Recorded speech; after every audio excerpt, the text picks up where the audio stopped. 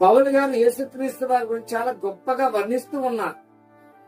చూడండి, దేవుని వాక్యం ఏమని సెలవిస్తూ ఉందంటే, రోమిల్ రాసిన పత్రిక 5వ అధ్యాయము 7వ వచనం నుంచి 8వ వచనం దాకా మనం చూస్తే అక్కడ అంటాడు కదా, నీతిమంతుని కొరకు సహితము ఒకడు చనిపోవట అరుదు.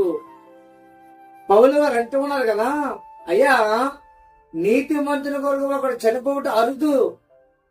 అయితే మనం ఇంకా పాపులుగా ఉండగానే క్రీస్తు మన కొరకు తన రక్తం చిందించి మనను ఉగ్రత నుంచి దేవుడు తప్పించాడు, మనను రక్షించాడు అని పౌలు గారు రోమపత్రికలో చెప్తూ ఉన్నారు.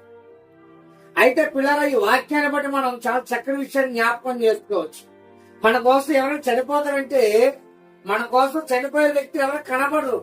అయితే మన కోసం ప్రాణం పెట్టిన వ్యక్తి కనబడుతున్నారు ఎవరైనా